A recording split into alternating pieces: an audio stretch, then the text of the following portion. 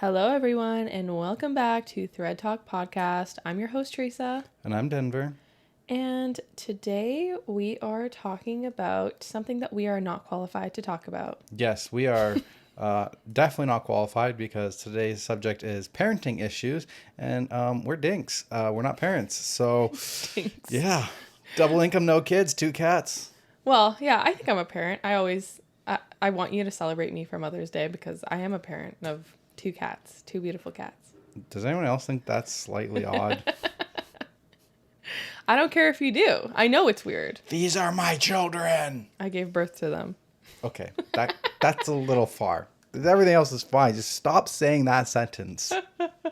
Denver hates when I say that. She says it too often. Yes. So, we're still going to speak on these issues because there are a lot of parenting issues that are on Reddit, and I just thought it would be a cool topic. And we're going to be an aunt and uncle very, very, very soon. We will be. So, Any day. Maybe by the time this podcast comes out. Probably. Potentially. yes. Because we always film like a week in advance. Yeah. So, yeah, I just thought it would be a fun topic. Please don't come for us in the comments saying that you guys aren't parents, you don't know what you're talking about.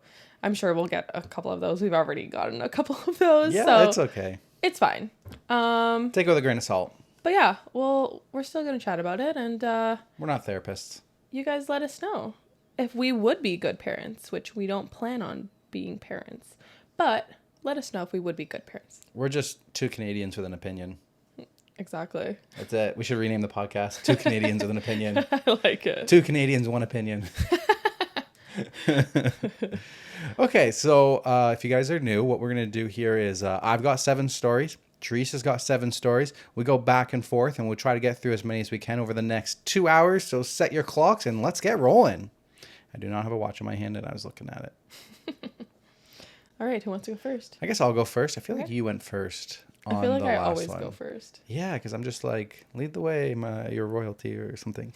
My princess, my prince, my queen. My prince. Lead the way, my queen. Okay, go, my king. Okay, this one is from Am I the Asshole? It was posted 5 months ago. Am I the asshole for telling another mother our children aren't close enough anymore due to intelligence levels? So, my daughter, let's call her Sophie, used to be best friends with Kat, but with a K. They used to be best friends in elementary school, but ever since middle school, they have started to grow apart. The school split the kids in advanced and normal for math and science. All other classes are still together. My daughter got placed in the advanced, and Kat got placed in the normal classes. No big deal. They still see each other in school. They were still close friends until group projects. There have been multiple group projects, and kids get to pick their partners. Kat and Sophie usually work together, and that is when issues started happening. Sophie would get really frustrated that the work Kat did wasn't correct. I told her to just turn it in without fixing it, and then she got a bad grade on that assignment. After that, Sophie went through a period of time fixing stuff. After a while, I told her to stop doing group projects with Kat. So they stopped doing projects together, and the friendship kind of blew up. So they are not friends anymore. It's Sophie's birthday, and invites were sent out. Kat wasn't on the invite list my daughter made. I got a call from her mom asking why she wasn't invited. I informed her that they aren't really friends anymore. She said to invite her anyways since it's just a little spat. I told her the people invited were people my daughter wanted at the event. This went on for a while and came to why they weren't friends anymore, and I said it was due to both girls' intelligence levels, and tried explaining the group project issues. She got pissed and accused me of calling her kid dumb, even though I never said that. And then she called me a jerk. So, am I the asshole? This one's a little bit tough. Yo, your kid's dumb as fuck. You can't hang out with my kid. That I can see why she would be upset by that, because I don't think the issue was them being different types of intelligent. I think the issue is maybe she just was not picking up the slack, and then OP's daughter was getting frustrated by this, and then that bled into their friendship. But I don't know, to say it's because my daughter, like, to say it's because of their intelligent levels. It is, you are kind of saying like my daughter is smarter than yours. I don't know. I mean, some kids are going to be really smart and some kids aren't. And are you the asshole because you called a spade a spade? Well, I don't think that's fair. We don't know if she... I don't think we can say... The school took their marks and split the kids into the advanced classes and the normal classes. So I'm imagining that like maybe grade 7 at the earliest, or possibly like kind of younger, because she's like... it doesn't seem like they're in high school yet, so I would think 7 or 8. But I remember middle school. What is middle school? 7. Best friends since elementary school, and since middle school they've grown apart. What's middle school? Like I don't know. We don't have middle school. I think middle school is grade 7 and 8. Okay, I don't know. Yeah, but like okay, for us Canadians in high school, you have 2 levels. You have the grade 9 like math, and you can choose the advanced math or the normal math. My dumb fuck, I was always in the normal classes. In grade 9, no. I'm pretty sure. Yeah. Oh, maybe you're right. Yeah. Started in high school. And university levels, right? Yeah. My dumbass one time, I thought I was good at math in grade 9. I had a 98% in math. Nice. In basic math. I had it all the way up until my grandma died, and then I missed a little bit of time. Aww. And then I dropped down to like, I think I ended the course with like a 92%. Damn. So I was like, shit, look at me. I'm a smart math kid. Hell yeah. I'm like, I didn't even need to study. I just was like grasping all of those triangles evenly and positively and stuff. But I go into grade 10 and then I switched maybe this was grade 10. Maybe this was a grade 10 math. Because then I go into grade 11 math, and I'm like, I'm going to step it up. I'm going to go up. I'm going to go to the university grade class. And it's at the same time that I went from my school, the Hicks School in Lindsay, to like the Catholic prep school in Keswick. So maybe like the normal math would have been an already increase or whatnot. I got destroyed. I got absolutely destroyed. I think the teacher sucked too, because the teacher would show you the problems and explain it, and then you come to your test and it's nothing like what it was like when she taught it to you. I'm like, this is 5 times more complicated. Yeah. She's like, remember to show your work. I ended up having to drop out halfway through the semester and do booklet work for basic ass math. Shit. And I destroyed the booklet work. I actually, like basic math, like level 11 normal math, absolutely killed it. And then I was done early, and I was just like, I was at the back of the class with headphones on with my desk by myself, and I was allowed to have my headphones on so that I didn't hear her lesson. And I was just there writing booklet work. Oh, interesting. And eventually I finished like a month and a half ahead of the end of school. I'm like, I'm done this grade. I'm like, what's the next booklet? And they're like, there is no more booklets. That's everything. And I'm like, how is it that I absolutely like went through all this booklet work, and yet by her teaching and stuff like that, I literally couldn't learn anything? Yeah, I don't know why it's so drastic, because in your defense, grade 11 math, like I even struggled with it, and I got like a 95 in grade 12 calculus, but grade 11 math was like so hard. I don't know why. In Ontario it was like really, really hard. But yeah, I don't know why it's so drastically different between university and college. Maybe it was level. just that teacher. I don't know. She was a bad teacher though. Yeah. Everybody else complained, but they're smarter than me. They still did it. Yeah. So I don't know. I don't know if she's an asshole. I can't really. There's let's go to top comment. Okay. Top comment. You're the asshole. Oh. And in such a way that I worry the universe might collapse around you. First, intelligence isn't really a thing the way you're thinking of it. Look up Gardner's intelligences and consider these. Is your daughter truly as advanced across all domains? Evidently not in the social one. Second, consider what you are teaching your daughter. She's allowed to be rude to and angry at people who score lower than her. Is that something that applies to anyone? Because it'll be interesting when someone excludes her for not being as advanced as they are, and she internalizes it as it being her fault because that's what you've taught her. There was a real opportunity to teach her to respond with compassion and humility, which would have given her such valuable characteristics and lessons about how to relate to other people in school and the workplace. Instead, she will really struggle if she repeats this. Go look up process approach to learning and ask yourself if you're setting her up to learn or to stop learning as soon as she feels she is better than someone else. Okay. Damn, that was well said. Yeah. I do agree with that, because her saying like your daughter's not as intelligent as mine, like I think it's intelligence is like subjective. It's Right. not. Like, unless you're like actually proven to be like a genius and you're like Yeah. years ahead in your grades, if you're still in the Exactly. same grade, like your kid's not that much smarter just because she was grasping a couple concepts better or For easier that one project, or a couple like, projects, it seems oh like. yeah, I But guess. like, still, that's where you like you work through it as friends. Right. I, f- Yeah. I feel like it does come down to like obviously the mom is telling this from her side, so she's not going to paint herself in the bad as light. She was voted the asshole, so I think there Okay. was a consistent theme there in the comments section. But at first, I was like, is it really that big? I mean, like kids grow apart. If you don't want to be friends with them, I'm not going to force them to be friends with them.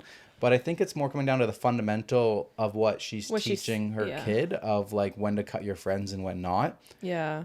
Yeah. I think. I think it's fair to not want to be friends with someone. Obviously, like people do grow apart, and for like the mom to call and be like, "Hey, still invite my daughter." Like they should be friends. Like I don't Yeah. really agree with that I don't really agree with that either. because it's like they are like their own person. They can choose who to be friends with and who not to be friends with. Yeah, like if my But kid's like, I don't want person X at yeah, my birthday party, I'm not gonna force them to be at the birthday party. yeah, Like if you choose that you don't want them there, okay, like they don't have to be there. It's just a spat. Okay, well maybe they'll work it out at school and maybe on the next birthday party amongst they'll be invited. themselves. But yeah, but I'm not it's my kid's birthday. I'm not gonna like do the opposite of what they want. Yeah. I think, I mean, I know the question was, am I the asshole for saying this? And yes, I would say yes, you are, because it's not a nice thing to say. And as a mom, you probably don't want to hear that. No. And I feel like it comes down to more of a fundamental stuff that she's teaching her kids. Yeah. Is your kid the asshole for not wanting her friend non friend at the birthday party anymore? No. And are you an asshole for respecting her wishes? No. But I think there's more fundamentals. Yeah. Here. There's a small Agreed. edit. I did tell her they weren't friends anymore, and she kept asking why. That's the reason I brought up the issue of why they aren't friends anymore. I wasn't going to lie. Also, she should already know why the friendship blew up. The kids were arguing about it constantly for a while. Yeah. I mean, I feel like it comes down to the fundamental level of like what you're teaching your kid. Like, are you teaching your kid that they're not allowed to be friends with somebody because you happen to be better at the class projects than them? Mm-hmm. That's kind of a shitty thing to do. Yeah. Maybe. I don't know. Yeah. What do we know? You We're guys not let us know parents. what you guys think. You guys can drop a comment down below. All right. Moving on. Yes. Title is, Am I the asshole for letting my daughter keep her room? My 47 male daughter, Stacy, 15 female, has one of two rooms in my house with an ensuite bathroom. It's a largish room with a nice bay window, obviously very nice. I've recently become engaged to my girlfriend of 3 years, Alice, 33 female. Oh, whoa, I didn't even realize that age gap. That's 14 years, okay. Moving on. Whoa. And her landlord has recently hiked her rent, so we're planning to have her move in with me. She has some kids. She has 2 daughters, 13 female and 10 female, and 2 sons, 11 male and 9 male. She is also pregnant with our daughter, due in about 5 months. I've made it absolutely clear to my daughter, as a condition of getting her approval on moving my girlfriend in, that she is allowed to keep her room, and she is also allowed to have a full lock on her door. For what it's worth, I also got my son's 24 male blessing to give away his old room, although that's more of a moot point as he lives with his own girlfriend now. My daughter plans to go to school locally, and I have told her in no uncertain terms that she is welcome to live at home for the rest of my life, and after that, she can inherit the house. I bought the house with her mother and paid it off in a large part with her mother's life insurance 10 years ago, so it only seems fair. She says she's all right as long as she can have her room and her bathroom, and she's allowed to put a lock on her door. She has a toaster oven and a mini fridge in there, so I guess she's pretty well set up. Stacy will be giving up a room that she's currently using as a studio and project space. She does art, videos, and voiceovers, etc. So even her larger room will become a bit more cramped, and she'll definitely need the extra space she has. There will be a bedroom for Alice's girls, Stacy's old project room, and Alice's boys will get my son's old room. I'm going to be putting in a furnished nursery/bedroom in the basement for our new daughter. Alice thinks this is unfair. She thinks it was wrong of me to make a decision without her, and she also thinks that she should move her two daughters into Stacy's room, and that Stacy should have to move to the smaller room that they'll be getting. The two of them already share a smaller room than the one that I'm moving them into, so they are getting an upgrade regardless. Alice thinks that it's not fair for Stacy to have a bathroom all by herself and that there won't be enough bathrooms for everyone else. She also disapproves of Stacy being able to lock everyone out. There were other small things that she didn't like that I agreed to with Stacy, like the fact that she is to be paid for any babysitting, or the fact that my older car, her mom's old car, is hers when she's getting her driver's license. We'll have our own bathroom in the master bedroom, and the house has 3 other bathrooms beside him, one on each floor, one near what will be her girls' room, one not far from what will be the boys' room, and one will basically be directly next to the new furnished room. I told Alice that my deal with Stacy is non-negotiable, set in stone, and that it's literally a condition of her moving in. Alice is upset that Stacy and I have spaces completely dedicated to ourselves. I have my office, which I need because I work from home and have projects, and there aren't a whole lot of other spaces to put people. I told her she can pretty much do what she wants in the living room, but that it is what it is, and there's pretty much nothing to be done about it. A bigger house is not an option unless Alice is going to start making a hell of a lot more money and buy her own bigger house. It's already a pretty big house, and housing is expensive. I've told her that she's already getting a break by my only expecting her to contribute 15 or 20% to household bills. If we were doing it proportionately, it would be more like 25 to 30%. We keep separate finances, and we've agreed to a prenup. Alice just seems upset that I won't change the setup, even though there's no real way to change it, and she's accused me of treating Stacy like a quote-unquote spoiled little princess and letting her be the quote-unquote queen of the house. Frankly, my daughter comes first. She's lived here all her life, and I already know it's going to be a big adjustment, having all those other kids move in. As much as I love Alice, and as much as I want our relationship to work out, if it's a matter of choosing between the two of them, then my relationship with Alice is a sacrifice I'm willing to make. I've told her that if she becomes into this wicked stepmother vibes, and that'll be the end of things. She thinks I'm being unreasonable. Am I the asshole? Fuck no. Sounds like a great guy. Yes, he does. Doing everything right. Alice is obviously trying to dig her claws in as deep as she can and get whatever she wants, and he's trying to let his daughter still live her life and be uninterrupted. She already had to give up her project room and is squishing down, so she's already making a compromise on that side. He's making a compromise. They're getting an upgrade. They already shared a room. I'm already getting room. Evil stepmother vibes. Exactly. I can't see this going any farther. She's going to die on that hill. Top comment, you're not the asshole, but I hope you plan to keep a close eye on how Alice treats your daughter after she moves in, because the way she's talking about your daughter is a huge red flag. Yeah, I was just talking about it. I wouldn't... If you had like any pushback to that, it's like, okay, this is not going to work out. It's not going to work out. Yeah, exactly. So there is an update. The original post was posted 3 days ago, and there's an update that was posted 1 day ago. Told Alice to fuck off. So I got a lot of eye-opening insight on advice for my last post, so I feel it's worth giving everyone an update, especially considering developments. First, to address a few questions that seem to keep coming up before I lost the ability to read each and every reply, although I'm still trying. My son, 24 male, is my child from a previous relationship before I met/married my late wife. He has his own provisions in my will, but he's quite aware that the house goes to his sister. My own sister is to become guardian of my daughter if anything should happen to me. I love my sister as dearly as I love anyone, and she and her niece love each other and get along great. I completely trust her if, God forbid, anything should happen. Yes, the basement is an unusual place for a nursery, but I was just trying to make people fit where they could go. The move was supposed to be happening within a month, and Alice's older kids needed rooms now. Meanwhile, the baby isn't going to be born for about 5 months, so she can go into the room that isn't made yet. I honestly figured we could keep a crib in our room for a bit, and after that, it's no big deal for a kid to have her room in a finished basement. Also, honestly, I didn't want to move my office. It's been where it is forever, and I didn't want to move it. I can admit that. We've had the beginning/groundwork of a finished basement since forever, but there was never any reason to really put a move on it. It was a big change to go from having more room than we need with just me and Stacy rattling around in the house to suddenly scrambling for space and not having enough of it.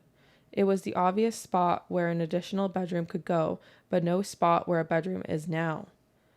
Alice and I have talked about marriage and children more or less in the abstract of many occasions, and we both wanted to get married at some point if things continued to work out, and I wanted to have more children, although this pregnancy was quite unexpected. It was Alice's pregnancy combined with the rent hike on her place that accelerated the timetable on things. For what it's worth, the rent hike is real. I've seen the paperwork, and I have literally no reason to suspect that the baby is not mine. But yes, the only reason why we got engaged so recently is because Alice got pregnant. The only reason why Alice and her kids would be moving in with me so suddenly is because she was likely to need to move somewhere else, and I'd obviously like to be responsible for / be nearby to raise my upcoming daughter. To me, it made sense for my daughter to live with me. I never wanted to be an absent / part-time parent, or to not have time or space to share with my child.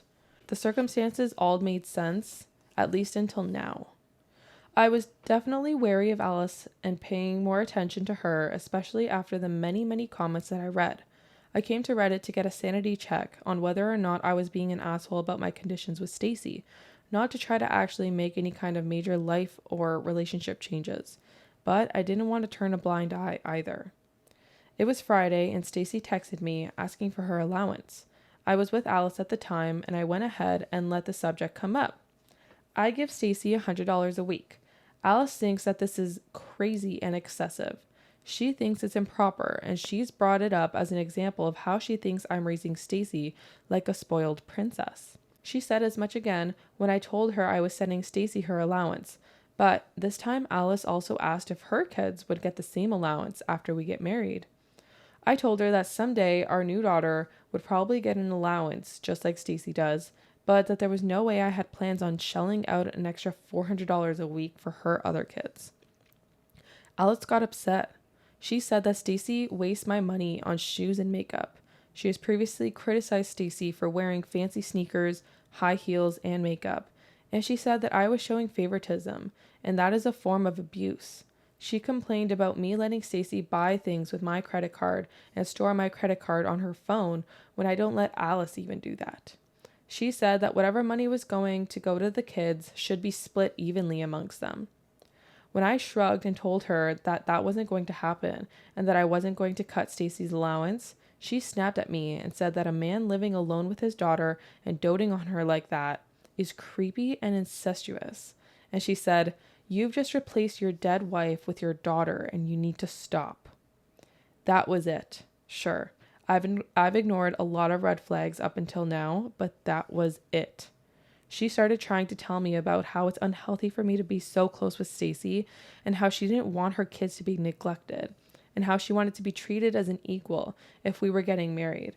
But I interrupted her and I told her that I don't think we should be getting married. I told her that I don't want her moving in and that we were going to need to work something else out.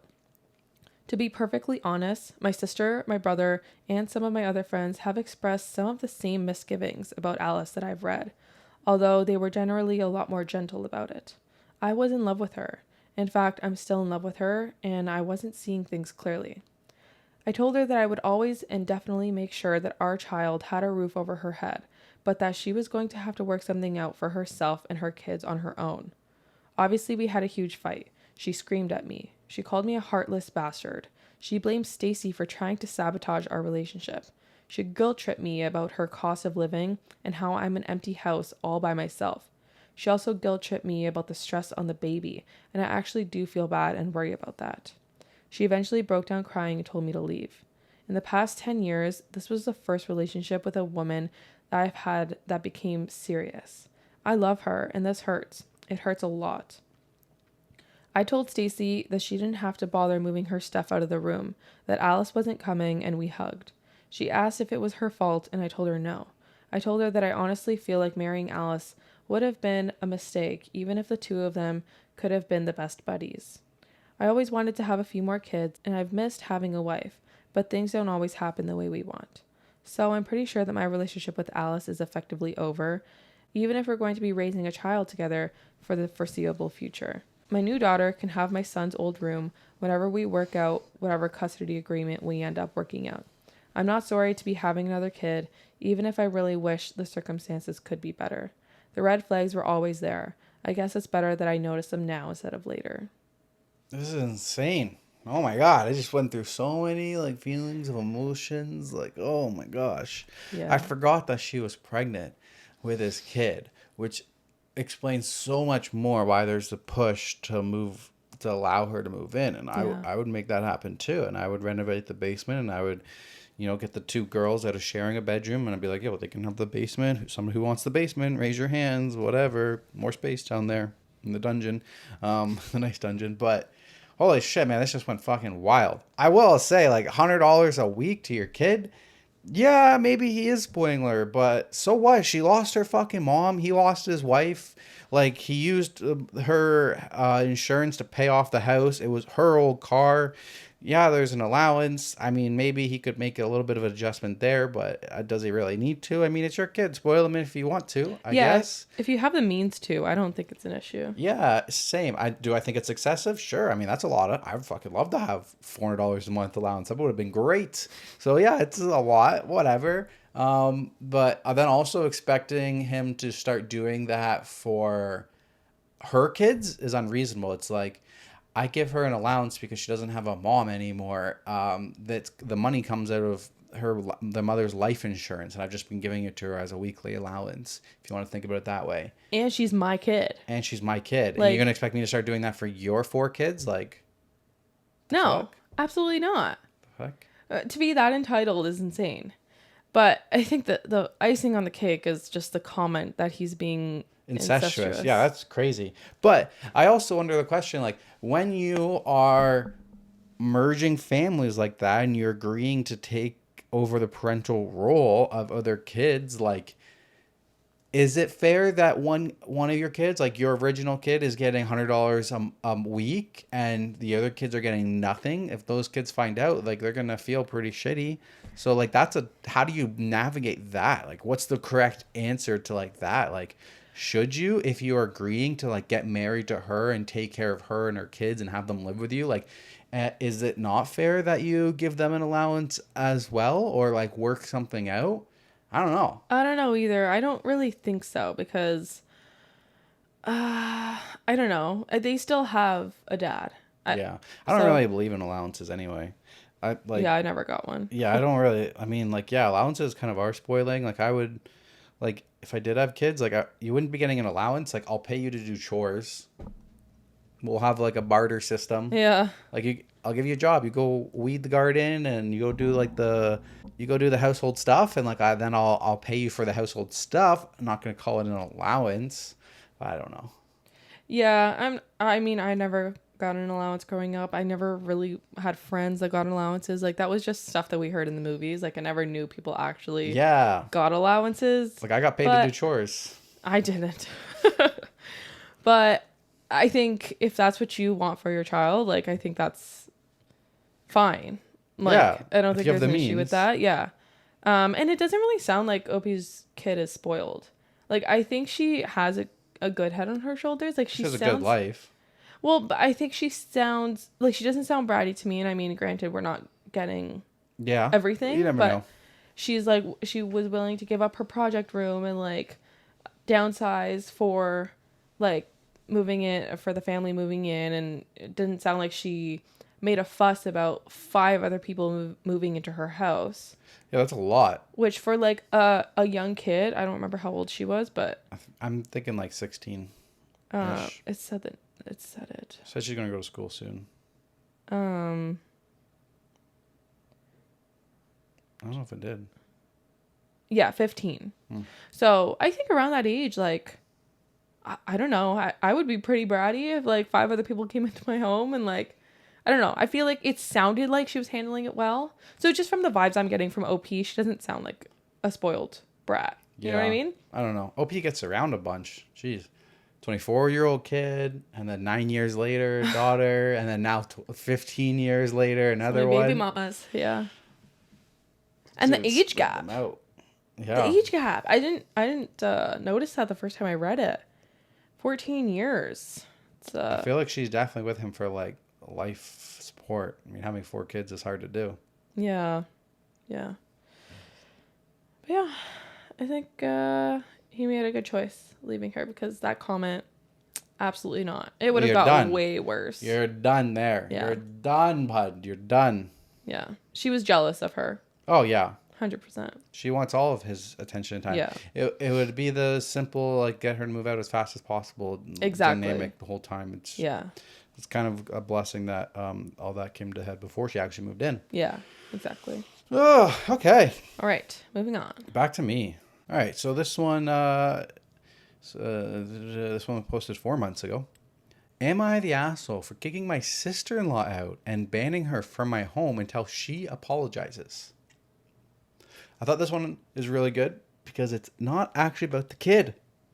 But it's a parenting issue. Okay. OP's a parent. All right. I, 37 female, have 4 kids. 14 female, 10 male, 8 male, and 5 female, with my husband, who's 35. My eldest daughter, Eliza, is very shy and keeps to herself at big gatherings. She has never been a huge fan of gatherings, so she'll find a spot on the couch and stay there reading her book. People do go up to her and ask her about her book or school, etc., and she will reply. She'll answer their questions, and she's never rude to anyone. She's a good kid, and both sides of the family love her and understand why she likes her space. It has never been a problem until now. Yesterday, my husband invited his mom, dad, and sister, along with her husband and their twins, 13 female, and a few work buddies and their partners to join us for dinner. Eliza wasn't having a good day and asked if she could just stay in her room because today just wasn't a good day for her. Both my husband and myself agreed that she could stay in her room tonight, but if she needs to talk, to just come to us. She thanked us before going up to her room. When everyone arrived, my husband was still cooking dinner, so I sat around the table with everyone just catching up on what's been going on this week. My sister-in-law asked where Eliza was, and I told her that she was in her room because today hasn't been a good day for her. Sister-in-law felt bad and decided to go check on her. I told her that she shouldn't do that and just let Eliza be for now, and when she's ready, she'll come down on her own. Sister-in-law rolled her eyes and went upstairs anyway. I quickly followed behind her because I don't really want her bothering my child when she's upset. That's just not fair to Eliza. When I caught up, I saw her scolding my daughter and calling her rude for not being downstairs with the rest of us. Before she could continue, I told her she was crossing the line and to leave Eliza alone. I explained that Eliza wasn't having a good day and just to let her be. She isn't being rude by wanting to be alone, and if an adult can take some time to themselves, then my daughter can do the same. Well, sister-in-law snapped at me and said I was coddling her too much and how she's going to be a failure when she's an adult because we babied her too much instead of preparing her for the struggles of the real world. I lost my temper and screamed at her to get out of my house if she can't respect that my daughter wants to be alone. I continued by telling her that it was extremely disrespectful to Eliza, and until she apologizes, she is no longer allowed in my house. Sister-in-law called me a bitch in front of my daughter and called me a horrible mom for coddling my daughter instead of forcing her to suck it up and spend time with the family. She continued by saying that Eliza needs to grow up because this, quote, shy thing was becoming unbearable. Before I could scream again, my husband came up asking what happened. My sister-in-law gave her side and told my husband that I wasn't being a good mom by coddling Eliza so much. My husband came to my defense and said that I did nothing wrong and that our daughter is allowed to take some time for herself. I told him that I didn't want sister-in-law here until she apologizes to my daughter. He agreed with me, which made my sister-in-law absolutely mad, and she screamed at both of us before leaving with her husband and her kids. I comfort my daughter and told her that taking her space and wanting to be by herself wasn't wrong, and what her aunt said wasn't true. I reassured her that she was a good kid, and she hugged both my husband and I before going back to her room. My husband told me that I was a great mother and to ignore his sister because she has no idea what she's talking about when it comes to me. I've been getting a few calls and texts from other family members telling me I was wrong for reacting the way I did, and that I took it too far when I kicked sister-in-law out. So I'm wondering if I was wrong in banning her until she apologizes to my daughter. No. No.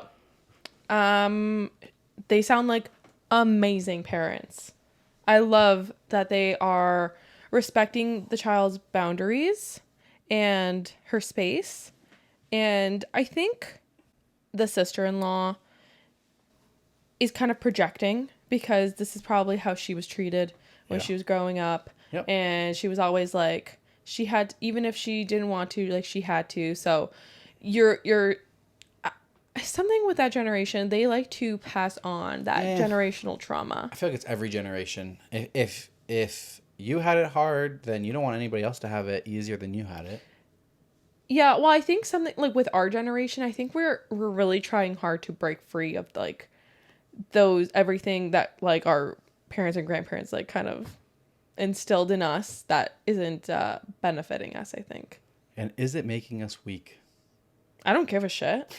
What is weak? What is weak? Like, I don't know. That's the question. I think it's very healthy to have boundaries and especially respecting your child who is still a human, by the way.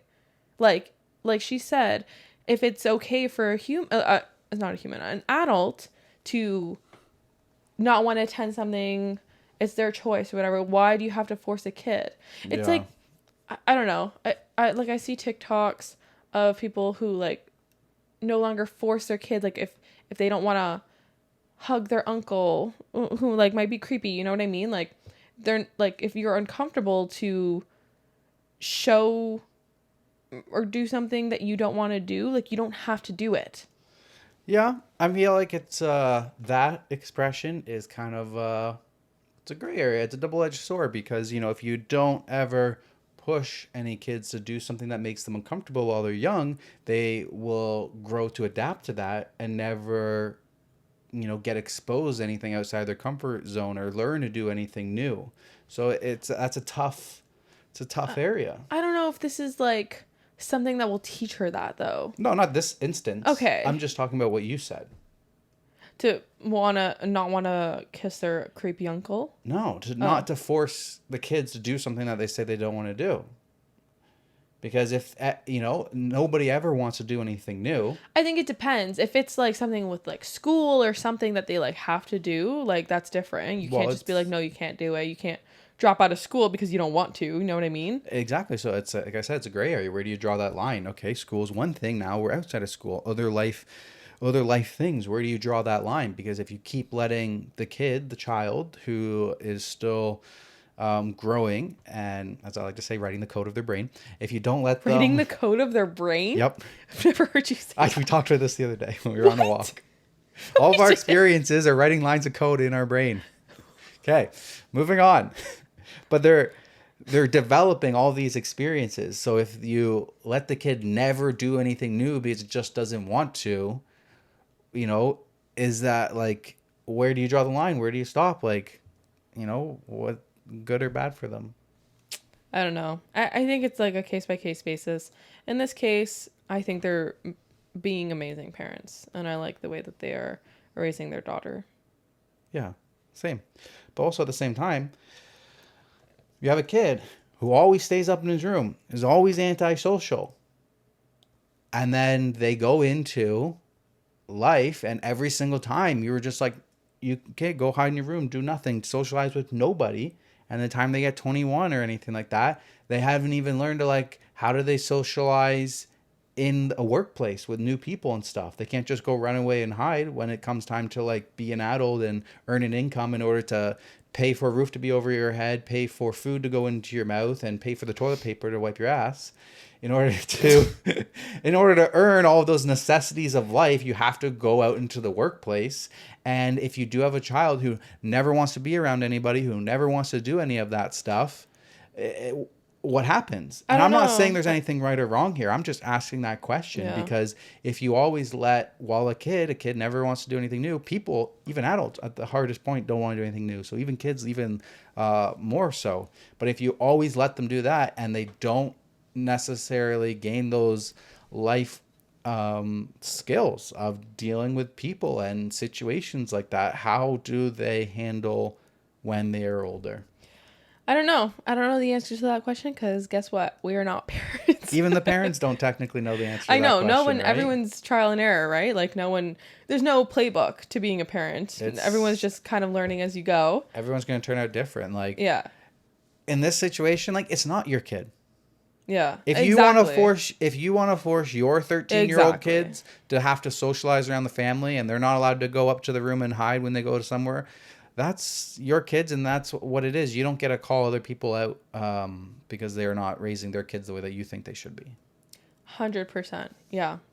And I'm glad that they clarified that she has kids because I was wondering, like, does she have kids of her own? Twins. Yeah. Probably driving her nuts. Yeah. So, yeah. That's right. I'm like, I don't know. Top comment on this one is not the asshole. You protected and defended your child. You should be proud of yourself and your husband for putting Eliza and each other first. Yes. And the husband, too. Kudos to him. Yeah. Sticking up to his sister. Gotta take your wife's side, not your sister's side. Yes. No, it's certainly interesting. And these are the things that, like, I always question because my sister's having a kid. I'm going to be an uncle. And, like, I have these questions of, like, you know, things that you do when the kids are a certain age to be, like, you know, how they're going to grow up when they're older. Yeah. That's tough. Yeah. Like, I want to strap them to a rocket, but is that safe? A rock. Dirt bike, rocket. I don't know. I don't know. All right. Let's move on. Yeah. Okay. Am I the asshole for reporting a child licking the sauce dispenser at Costco? Ew. Where's ew? Like the ketchup? The ketchup dispenser? Ugh. This will make us more cautious when getting takeout. I went to Costco and bought a hot dog for myself and my husband. After waiting in line, I went to the sauce dispenser to get some mustard. I saw a child licking her fingers, eating the sauce off of them, then proceeding to wipe them from the sauce dispensers, where the sauce comes out, repeating the same thing several times with all 3 sauce dispensers. I decided not to confront the child or say anything to her family to avoid causing drama and embarrassing the child. Instead, I told the staff about the incident. A staff member came out and asked me who did it, and I pointed at the child. Probably should have kept quiet, but oh well. The staff member confronted the family, which was a big group of 2 women and their children of various ages. The child who did this was about 6 or 7 years old. I saw her licking everything around her, and even her mother asked her to stop. The family then confronted me, asking why I didn't tell them directly, and went straight to the staff. I politely explained that my concern was food safety and that's all, so I wasn't looking to confront anyone. They didn't believe me, said I must hate children, and spent the next few minutes talking over me and not letting me put a word in. I reiterated that my concern was only food safety and that I don't want other people's saliva in my sauces. The staff member then told them they could easily check the CCTV, which seemed to calm the family down. I'm still frustrated due to the whole incident. I hate arguing with people in public and wonder if I am wrong here. Am I the asshole? You're not wrong, but if you hate arguing with people in public, just move on with your life and ignore it. But are you wrong for telling the staff member? No, that's exactly what you should do. You shouldn't confront random people in places. Like if you have an issue with an establishment, you go tell the staff member. You don't need to be the hero and take it upon yourself for anything. Whether it's the kids licking his saliva, somebody stealing, or anything like that. Like you don't need to confront them, and you have no, like, you shouldn't be doing that. Just go tell the staff member. If they don't do anything about it, don't fucking eat your hot dog there with that shit and go to a different location if you don't like it. But I don't think you need to be confronting anybody. Now, if you want to and you enjoy confronting people and it's something that, you know, you like to fucking call people out on their shit, okay, go do it. But I think you should be telling the staff member, not confronting people directly. She handled it perfectly, in my opinion. Like sometimes I feel like I'll just call people out. People in public, but I know Teresa doesn't like that, so I don't usually do that. If I was by myself, sometimes I don't mind. But honestly, like nowadays, like you never know. People are so fucking crazy nowadays that like I honestly don't even want it. Like I don't even get the enjoyment that I used to do it at all anymore, because like you don't know that person gonna fucking turn a knife on you or something, or like something can happen. Like bro, people are fucking nuts nowadays, and I don't like confronting nobody about nothing. That turned really, really dark. Well, it's nothing to do with the story at all. Too many freaking videos online nowadays. Maybe you should stop. I have. I don't. I try not to confront people anymore. No, stop watching those videos. Well, they just pop up. The internet's a The deep, algorithm. dark place. No, that's not on my For You page. Get your side of TikTok. Yeah, I think this is an issue, a parenting issue where, like, yeah, you told your child to stop, still did it. Why are you not, like, punishing them, you know? Like, they can't continue to do it. Yeah. Like, do something about it. Otherwise, they're just going to keep doing it. Exactly. Like, you're being a shit parent that you're letting it happen. Your whole thing you're getting in trouble is your own parenting. That's why you're getting in trouble. So don't put it on me. It's like the other day, this has nothing to do with parenting, but this is maybe something to do with, like, don't confront people. Just driving on the DVP. It's our highway. 3 lanes wide. It's deep. It's traffic deep. I'm just chilling. Next thing I know, BMW on my fucking ass. Swerves 3 lanes over to get around. Goes by. Has to slam on his brakes. Almost fucking runs back into a dump truck. Has a dealer plate on the back. I recognize it. I know what's happening. Someone's on a test drive and they're being stupid. What I could do, I could accelerate. I could try to get back ahead of them. I could brake check them. I could do all this stuff. What do I do? Nope. I just call the dealership. I'm like, hey, you got somebody on test driving this car? They're driving like a freaking maniac. They're going to kill someone. Just thought I'd let you know. Okay, bye. That's how you handle it like an adult. You've grown so much. Yes. That's good. That's big of you. Yes. I mean, yeah. Because, no, they can cause an accident. Yeah, they can cause an accident. Yeah, it's good that you... People are freaking crazy. Yeah, I know. I'm like, listen, I've been on 1,000 test drives. I understand when someone is testing the car and when someone's acting like a freaking idiot. Because if I was in the passenger seat of that test drive, I would not be happy with that client. I'd be like, dude, you're going to fucking kill us both. Literally. Stop it. Okay, top comment.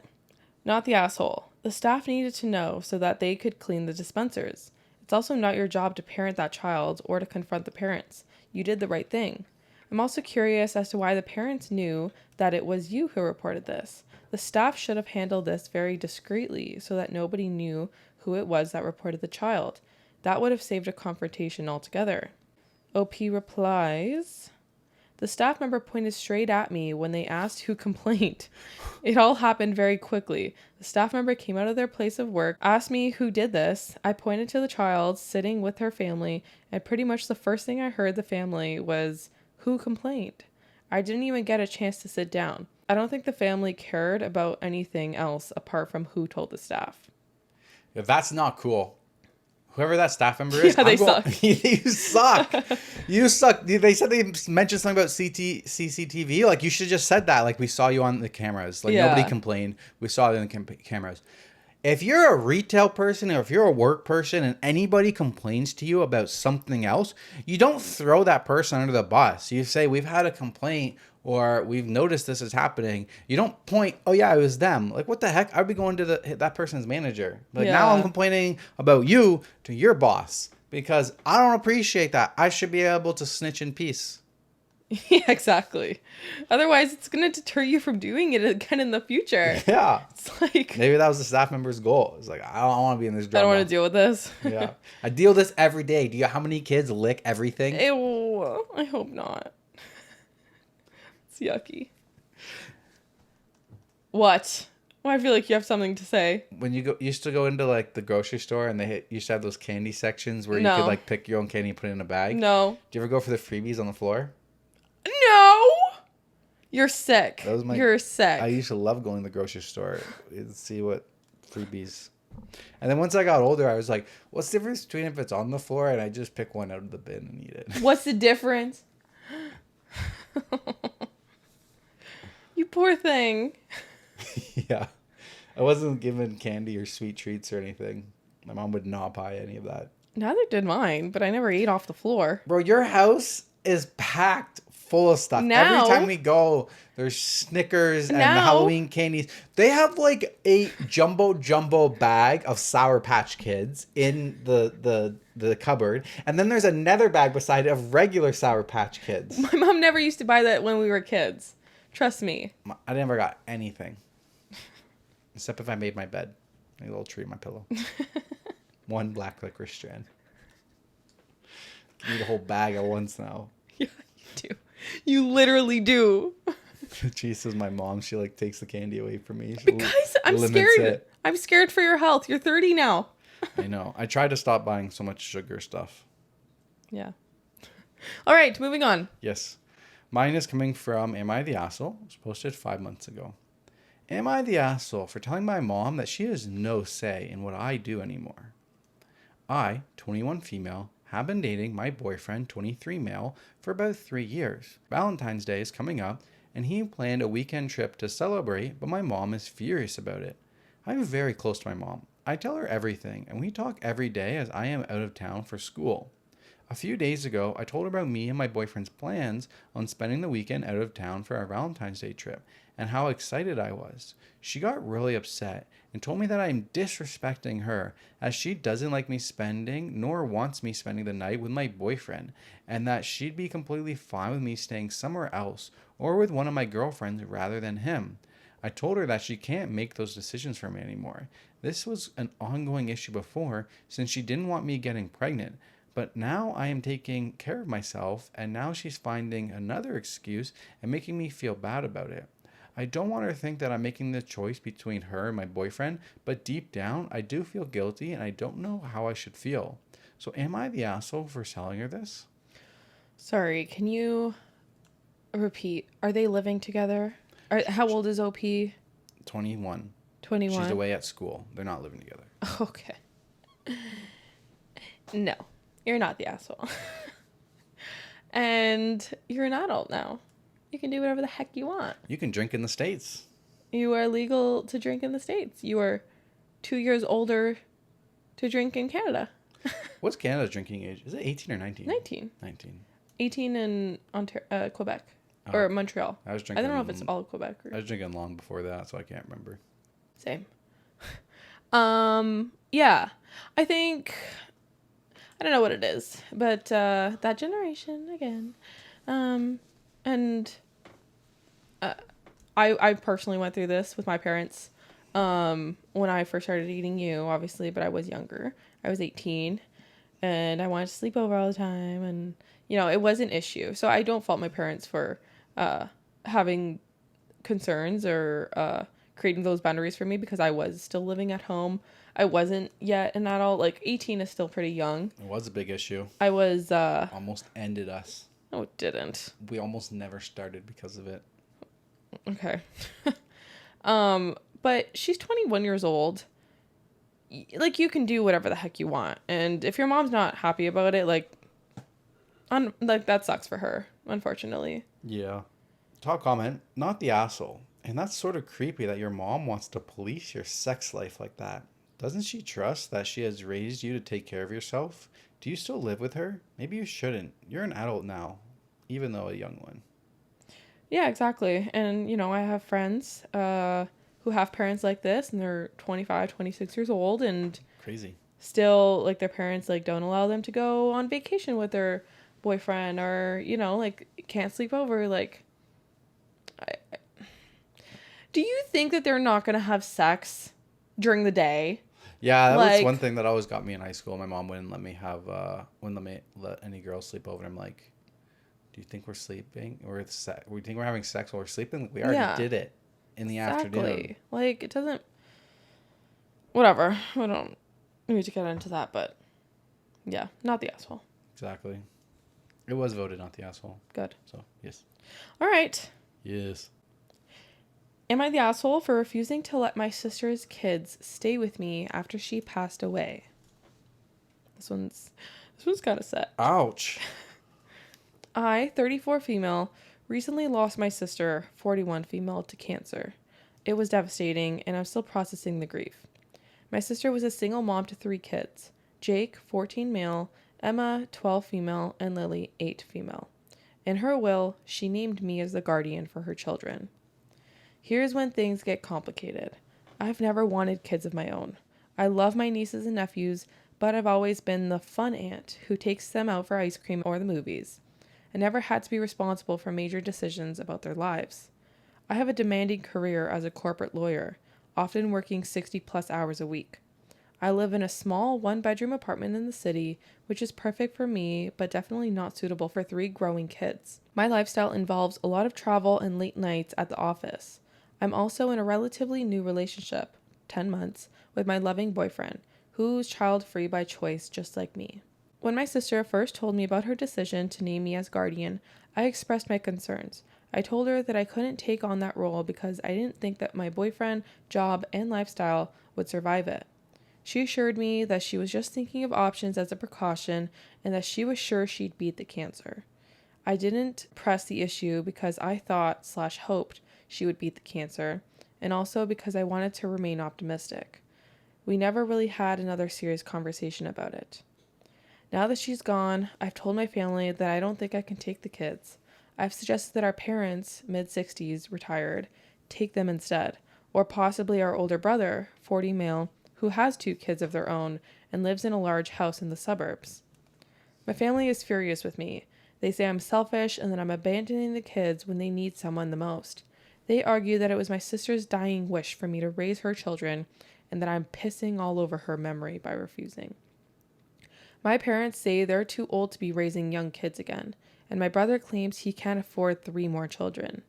The kids themselves are understandably upset and confused. Jake, the oldest, overheard our conversation among my family members and then Skyped me, visibly upset, saying that I'm abandoning them when their dad did. He left when Lily was a baby. I feel absolutely terrible about the whole situation. I love my nieces and nephews, and I want what's best for them, but I honestly don't think I'm equipped to raise 3 kids. I'm also dealing with my own grief, and I'm worried that if I take them in, I'll end up resenting them or not giving the care or attention that they deserve. I've offered to contribute significantly, financially, to take their care, whoever ends up taking them in.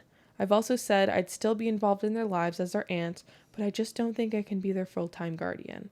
My brother told me my life has changed and that I need to embrace it. I feel trapped with no way out, and most of my days are spent crying. Am I the asshole? No. That's not fair to you. That is not fair to you. And I'm trying to stop swearing, but like, fuck all of them for putting this on her. Yeah. That she's abandoning them. Like, you're abandoning them. You're not willing to take care of them. Exactly. Like, you're abandoning them. Like, yeah. Come on, like, don't just put this all on me. If you're not willing to, then you are equally abandoning them too. Exactly. Why is it all on her? Yeah, it shouldn't be all on her.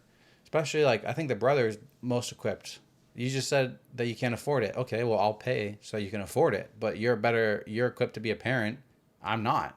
Mm-hmm. Exactly. Yeah.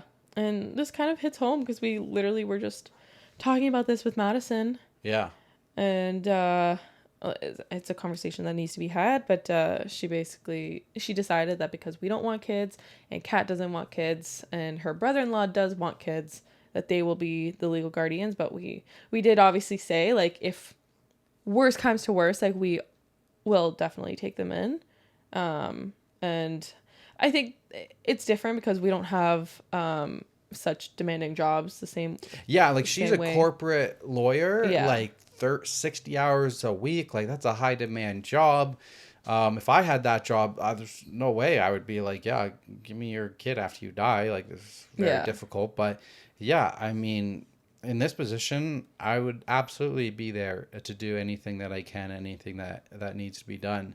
But it's also fair to say no. Like, OP it is fair to say no. Like she said, she wants what's best for the children. She's smart enough to be aware that she is perhaps not the best equipped. Yeah, exactly. And that's probably better for the children. Exactly. Like, you're not just saying, okay, yes, I'll take this on, and then a couple months down the line, you end up resenting them and not giving them the care that they need, and then it just fucks them up growing up, you know? Yeah. Like, it can just be worse for them. Yeah. Whereas, like, they can come from a better equipped home. Yeah. Like your parents or your brother. So, yeah, this one was really tough. Heartbreaker. Yeah. Top comment. Not the asshole, but your brother and parents are also abandoning them too. This isn't solely on you. They ain't even trying to come up with a compromise. You have offered to help with finances, so your brother's reasons have now been met. Also, your parents could take them every other weekend. You're a lawyer. Make the argument. Your brother is the best candidate. You won't pass a social services inspection and checks. Play on that. That's a Yeah, good point. exactly. Like, they're gonna end up in a, like, I have a 1 bedroom apartment. I don't even have a house to house them in immediately. So social services is gonna come and they're gonna say no. Doesn't it actually does? I don't think it matters that her will said they have to go to her. I don't know. I don't have no know either. idea. But if social services, like, regardless, they still have to go through social services checks. Like, Yeah. they don't just go, oh, the will said, here you go. We're not going to check in on you. Like, I'm pretty sure. Correct me if I'm wrong in the comments, but even if you say it goes to that person in the will, social services, blah, blah, blah, they come in and they have to make sure that that's an appropriate place for them to go. Yeah, it was your sister's desire, but that doesn't mean that they will approve it. Not 100%. I don't know. But you live in a 1 bedroom apartment, you work 60 hours a week, social services is going to be like, you are not equipped to handle 3 kids. Exactly. All right. Update. Thank you all for your comments over the past 9 or so hours. It has been an emotional roller coaster, and I'm definitely all cried out at the moment. It's amazing to see in personal chats and in posts how supportive people can be, and how others seem to relish kicking you when you're at your lowest. On balance, I'm glad I posted. I experienced a compressed crash course in re-exploring all options and the pros and cons of many of them, including some I hadn't considered. 2 points I had to repeatedly explain, so I will make them here. 1. My sister named me in her will as the guardian before she spoke with me. I told her I couldn't do it for a list of reasons, but never verified that she changed her will. That's on me, but I was clear with her. 2. The kid's father is not an option for anything. For reasons I can't get into on here, no person or court would ever place children with him. 3rd, my boyfriend was with me last night as we read through the posts and I responded. Early this morning, I told him I had made a decision about what to do. He told me he already knew what it would be. We will be parting amicably, and he has offered me support over the next few weeks, and hopefully beyond. I will forever be grateful for his emotional support over the past many hours now, and will always treasure our nearly year together. We both agree trying to stay together is not compatible with what I must do, for many reasons. We're both sad about it, but I think it's fair to say it's too early for either of us to have fully processed this decision yet. I have decided that I will adopt the kids. I will spend the next few days making sure I'm in the right headspace to give it my all. I can sacrifice a lot and can be quite successful when I'm all in on a goal. My new goal is making sure that the kids feel loved and have the brightest future I can provide. This will require me moving and finding a new job that will let me earn enough to provide for them, but with hours that I can raise them as a single mom. The other decision I made, and is non-negotiable, is that when I inform my parents and brother I will take my sister's kids, it is on the condition that I never hear from them again. Threatening to disown me so they can go on travel vacations is beyond the pale, and I have to salvage some self-respect while giving up everything, or I won't be able to put it off. I know you'll say the kids need a relationship with their grandparents. You don't need to tell me I am the asshole for this. I already know it. But it's what I need to survive and put this off, and I genuinely think this sacrifice is less for the kids than almost any other option. I promised I would give my life to these kids and have long supported my sister and them financially, even while drowning in a sea of student debt. It's not the path I planned, but I will make this work and they will have a loving home and be able to stay together. I wasn't Holy expecting shit. that. What? So, like, the brother and grandparents basically said, if you don't take them, we're going to cut you from our life? I guess so. I don't think Like, she made that clear in the first all post. right, I'll But one up you. I'll take them and cut you still. yeah, I would. That's what I would, exactly what I would do. exactly. But holy shit. Or just continue to not take them. Oh my god, I didn't expect her to take them actually. I didn't think so. I don't think she should have to. That's really sad. There's a second update. It's a shorter one. Unfortunately, a horde of trolls seem to have hijacked this thread. I assume my story was cross-posted somewhere immature. Thank you for the thousands of Redditors who responded prior to that. I derived value from your advice and comments, even the brutal ones. For the record, my story is not a script from any movie. I gave the kids fake names to be able to refer to them. I used the term Skype as a generic term for video chatting, just like I use Coke for most colas, sodas. I'm sure there are many others who do the same. None of this negates the truth of my story. Yeah. Well, I saw another comment that said this sounded like a plot of a movie, like a new movie coming out. Oh yeah, I mean, I thought of that when we were talking too, but I didn't want to say it, but I'm like, this sister dies and you're forced to take 3 kids and you don't want them, and then you do, and then it becomes a happy, beautiful family. I'm like, this is a movie plot. Yeah, it is. I mean, this is probably someone's real life. So. Yeah, I'm sure this is reality to a lot of people, actually. Yeah. People die. People have kids. People's kids are left with their family members. So, like, that's just the reality of life. Yeah, exactly. Oh, wow. I wish her all the best. And I'm sure if she sets her mind to it, like she said, like, she will have that goal, and I hope she'll be successful. I feel like she will be. I feel like all lawyers, you have to, like, have that that willpower to make things happen. She has a good head on her shoulders. Yeah. All right, moving on. Moving on. All right, let's go. Mine's coming from Am I the Asshole? It's posted 4 months ago. Am I the asshole for shouting at my daughter for getting her twin drunk? I, 43 female, am a single dad to 2 twin daughters who are both 18. Jess and Amy. Their mom hasn't been in their lives since they were about 6, and as a result, we're a close family and the girls are extremely tight bonded. They couldn't be any different as people though. Jess is a big extrovert. She loves to party, is out every weekend, has a boyfriend, and a big circle of friends. Amy, on the other hand, is an introvert, shy, and spends most of her time studying or reading. They still remain really close, and I hope that Jess brings Amy out of her shell more, and Amy encourages Jess to study more than she currently does. Last weekend, Jess had been invited to a party with a group of friends. Amy hasn't been, and I suggested to Jess letting Amy come as well. I thought it would be good for her to socialize after working hard throughout the week. Jess mentioned it to Amy, and when Amy asked me, I told her she should go. They both got ready that evening. Jess picked out Amy's outfit, and it was great to see some sisterly bonding. At 2 a.m., I hear a big thud downstairs, which wakes me up. Jess was carrying Amy inside, who was clearly very, very drunk. When I asked what happened, Jess told me that Amy had gotten carried away drinking, and as she's not used to alcohol at all, it had a big effect on her. Jess told me that Amy was talking to everyone, flirting with the boys, took her top off to expose her bra, drinking shots, and essentially nothing like her normal character.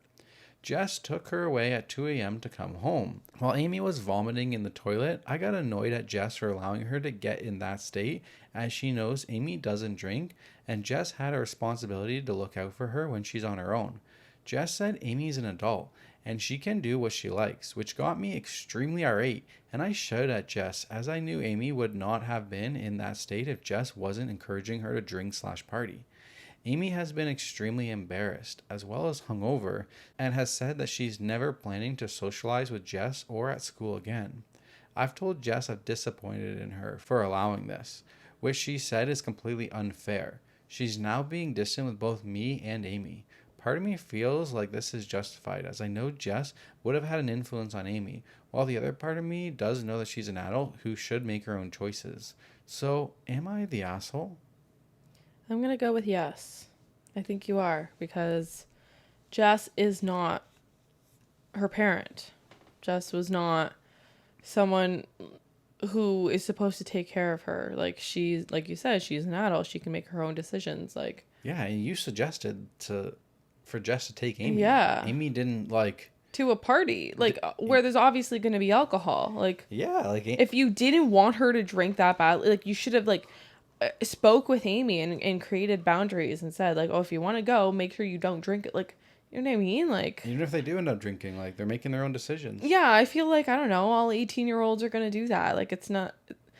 You have to experience... I feel like most teenagers at that age experience getting way too freaking drunk and regretting it the next day. But I don't know. I don't... Yeah. I don't think it's like as big as an issue as he's making it out to be. And for him to like just hunker down, I don't know what the saying is, on... Double down on Jess. Not fair on Jess. Yeah, no. You told me to take her to the party. What did you think was going to happen? She can't handle her alcohol. The only responsibility I have is to make sure that she comes home and that she doesn't drink the whole 26er of vodka and gets alcohol poisoning. If she wants to get fucking shit-faced wasted, who am I to say no? Yeah, exactly. But now Amy's embarrassed because she flashed people when she was super wasted. Yeah. That's all right. She'll get over it. So, not the end of the world. Top comment, you are the asshole. You also encouraged she go to an adult party with alcohol, not just Jess. Amy is 100% an adult, in the eyes of the UK law at least, and can make her own adult decisions. Even if Jess was encouraging her to go overboard, which you have no proof of, Amy is still old enough to make her own decisions. Also, you asked Jess to include Amy. You can't expect Jess to babysit her adult sister. You should be sitting Amy down and having a supportive conversation with her about alcohol limits and when to stop. Dumping the blame on Jess is an unreasonable reaction. You cannot expect her to babysit her adult sister at a party, and you cannot blame her for her sister's decision making. Whether it was encouraged or not, Amy should have known better. If you keep this up, you're going to risk ripping apart what sounds like a healthy family relationship, and this is probably making Amy feel worse. That she's seeing you outraged at what happened to her will make her feel more embarrassed and humiliated, and hence more insecure about socializing. Exactly. Yeah, you should just thank Jess for bringing her home safely, getting her to the toilet. Yeah. That's all she had to do. Yeah. That was her only job. Like, exactly. she's not there to parent her. Nope. Right? Moving on? Moving on. Okay. Am I the asshole for telling my daughter that life isn't high school? And if it was, she would be the loser now. I'm going to go out on a limb and say, yeah, maybe you're being a little harsh. Let's see. Probably warranted, though. Let's go. My daughter is 24, Kelly, and my younger daughter is 23, Sarah. They both had very different high school experiences. Kelly was very social and in different sports. Sarah was very academic and had a small group of friends. Kelly got a sports scholarship for college, but soon dropped out of college after she failed multiple classes. She basically partied and did her sport and nothing else. Sarah went on to finish her degree and is doing well in life. Kelly has a jealousy issue, and I have talked to her about it before. She is never happy when Sarah has an accomplishment. Today, Sarah told us that she is going on a cruise for her vacation this year. Kelly always wanted to go on a cruise and couldn't afford it with her waiter job. In the car, she blew up, saying that Sarah was a loser in high school, so it isn't fair that she has all of this now. She went on for a bit when I had enough. I told her that life isn't like high school, and if it was, she would be the loser now. This started an argument and she called me a bitch. Am I the asshole? No. Call them out. Call them out. The only way that they're going to recognize is when you call them out. They need to be put in their place, shamed a little bit, called out to realize that they're in the wrong. I hate people who are always like throwing digs at people that are successful or doing something because they're not. It's purely jealousy. Yeah, huge jealousy. You don't want to see other people do well when you're not doing well. Exactly. You're just jealous. Yeah. Now you're lashing out. Top comment. Not the asshole. While it's never good to call your child a loser, you were using the word she used for her sister and in a conditional manner, so I'll give you the pass. I think it's probably closer to the truth that Sarah was never a loser. She was just playing a different game. She did what she was interested in, had close friends, and probably never wanted to be popular. Research has shown that siblings intentionally differentiate themselves from each other. I had 5 siblings, and we were all very different. My closest brother, only 14 months older, was on the chess club in high school. I could never beat him at home, so I never joined. In this case, since Kelly was older and liked sports, Sarah could never be as good as Kelly in sports, so she chose to focus on classwork. Kelly was a favorite with the coaches, and Sarah with the teachers. Yeah, I mean, interesting. Absolutely that makes sense. I feel like it's probably rare when the siblings enjoy the same things because I feel like no matter who you are, it's human nature to want to be the best, want to be number one. So how can you be number one if you're just following suit with what your siblings did? They got there first. They're more experienced than you. So usually the younger sibling is always going to want to do something different, go down a different path. Not the case for my sister. Makes sense for me. I went to university for accounting, got my CPA. My sister is now did university for accounting in the process of getting her CPA. I'm still working for a public accounting firm. Yeah, I'm still very surprised your sister was going to school for accounting even after you decided to go to school for accounting. It's very... I don't know. We just are strong at math. That 95% in calculus. There you go. So sometimes, I think on the larger scale, though, majority of the time, the siblings try to create themselves different hobbies. They try to create themselves different hobbies and habits. Because they want to be different from their sibling. They don't want to live in their sibling's shadow. That makes sense. So it absolutely makes sense to me. Yeah. My sister and I never had I don't know, power struggle, I guess. Did you ever play any sports? No, I danced. Yeah? A little bit when I was like young. Cool. I know you've played a lot of sports, babe. You're good at everything. No, I actually never did. Well, I never played on any sports teams because I was going motocross racing every Sunday. I was very raised as like independent. So teams, pass the ball. I was never good at that. I joined when I lived in Lindsay because I felt like I had no friends. I joined the rugby team to try to become friends with the jocks because that school was literally segregated into like the athlete, popular kids. Yeah, the jocks and stuff. And I was like, maybe if I join the rugby team, I'll get in.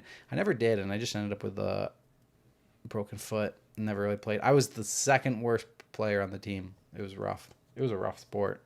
Yeah. Yeah, rugby is rough. It was rough, and I always felt like I sucked at it. I was just grateful to be on the team. One guy had to get cut, and then I remember there was one guy worse than me. Like, they would put me in before him. And they had to put me in, like, at least, like, once per game, and I hated it. I hated being on the field. And, like, there's so many people watching you from the sideline. There's a whole nother team. And if the ball came to me, I hated it. That's so funny. Oh, my God. It was, like, the biggest anxiety that I have ever had. Like, I hated it. All to be popular? Was it worth it? No, it didn't even work out. They were still assholes. I never even became friends with them. And that's a lesson to you kids. Don't try to be someone that you're not.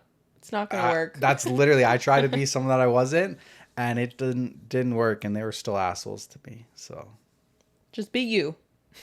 Yeah. Well, if the schools had a motocross team, I'd be on it, but they didn't. So, All right. Moving on? Back to me? Yep. Okay. This one is coming from Am I Wrong? It was posted 4 months ago. Am I wrong for letting my daughter have a big party even though her dad told me not to? I, 35 female, am divorced and co-parent with my daughter's biological father. My daughter is now 15 years old. 2 months ago, me and her were planning for her quinceañera. A quinceañera is when a girl turns 15 and they have a big celebration to celebrate that she's turning into a woman in Latin culture. That was in brackets. Her father, however, did not want her to have one because he said it was a waste of money. I disagree with him because it's literally a part of my culture and it's really important, and she's only going to be 15 once. We argued a lot, but I didn't say much to my daughter and we just continued planning. For her quince, I got her eyelash extensions, acrylics, 3 different dresses for her event to change throughout, and the venue area was quite expensive, but I had the money to get it, so why not? Her quince was last week, and she definitely had so much fun, and it was an amazing day in memory. But when her father found out, he was mad. He called me saying that I'm being a bad parent. I needed to tell him before, and that the event was very inappropriate for her. I do feel a little taken aback because he is the father and should have a say in it, but the thing is, I paid and organized the whole thing. I'm just confused, so please let me know if I am wrong. No, not at all. Sorry, I made that facial reaction at the beginning because I thought they were together, so going against your partner isn't always great in terms of like decisions for your kids. But they're divorced. He didn't pay for a thing. She paid for it all herself. That's her culture. And like a quinceañera is definitely something big in Latin culture. Mm-hmm. For him, it's probably not part of the Latin culture, so he doesn't get it. Oh. So No, you're not the asshole at all. I feel like there's like the reason he doesn't want it is because I don't know. I feel like there's like undertones of him kind of like sexualizing her a little bit. Like I don't know. It's always it's kind of like Well, he said he thinks it's a waste of money. But okay, but it's not his money, so I don't think that that's the case. Yeah. Like it's her money. Yeah, he just doesn't understand the importance of it. I don't know if that's it. Like, I don't know. But Yeah. Talk comment. If you're divorced and it was your money, I'm mystified as to how he'd have a say at all. Yeah. If it was a punishment situation, maybe. As it stands, easily not wrong. Definitely. That's why I think it's something different. Like, I don't think he wants, like, his 15-year-old daughter to, like, wear a pretty dress, wear all this makeup, and, you know, I don't know. Yeah, maybe. That's the vibe I'm getting. But I'm probably jumping to conclusions here, which I tend to do. Sometimes. But whatever. Is that all? Yeah. Yeah. Alrighty. Back to you. Yep. Today I fucked up by walking in on my son watching a stream. Yesterday was a normal day, and as usual, my 14-year-old son was having his post-school screen time. He's a good kid, so I don't hover too much. I went to check on him and noticed he quickly minimized whatever he was watching. He said it was just a gaming stream, and I let it slide, but something felt off. A bit later, I went back to offer him a drink and caught a glimpse of his screen before he could close it. He was watching one of those hot tub streams, Kick Streamer Amaranth. For those of you who don't know, it's basically streamers in swimwear, sitting in hot tubs, chatting with viewers. It's not explicit, but definitely more on the suggestive side. I tried to handle it calmly and asked him what he was watching. He got embarrassed and mumbled about it being popular. I explained that while these streams aren't outright bad, they're not exactly suitable for his age. I told him he needs to be careful about what he watches online. He seemed pretty embarrassed, and I left him to think it over. Now I'm second-guessing myself. Should I have been more strict? Should I trust him to make better choices? I'm also thinking about whether I need to set more restrictions on his internet use. So, more restrictions. So, clearly Pornhub is already banned for this poor guy. So, this is the closest he can get. I'm going to give my opinion on this, and if you don't agree with it, I apologize in advance, but he's 14. I just feel like it's normal and natural at that age. Yeah, he's going to get it from somewhere else, wherever he can get it. I don't know, like... He could be going through the Instagram, like, freaking pages. I don't know if it's harmful. I've never, like, thought if it's harmful for young boys to look at stuff like that. I don't really see a reason for it being harmful. If you disagree, let me know in the comments. I disagree. You disagree that it is harmful? You think it's harmful? I think it could be. Yeah. Okay. And it's not like the sexual content or anything. I mean, you're 14, you're going to be wanking it all the time, so get whatever you can. I just don't like the idea of the streams, because the streams are like interactive, where they can give you this like false sense and pull you in just to get the donations and stuff like that. The whole way that the streams are designed to make money. Yeah. Like I would block those streams for him. Just give him freaking Pornhub. Give him Pornhub. He won't spend any money. There's no interaction there. There's no money. Like that kind of things where the streams can they can suck you in on a personal level. And that, I think at 14 is definitely... You can be easily influenced. Yeah. So I don't like the sexualized streaming. I guess it's more suggestive. Man, so I don't know. Yeah, I don't really like the streamings. I mean, they can do what they want, but I'd be trying to get them away from streams. That's fair. I think OP is just she's asking about if she should have been stricter. Like, I don't think the issue is whether it's streamers or watching a video. Like, I think it's just in general, like sexual content. Yeah. For me, I think if I had a son and I walked in on him doing something at 14 years old, I think I would just like not address it. I would just like try not to make him feel uncomfortable, just pretend I didn't see it. And because I know it's normal and natural, like, I don't know. Yeah.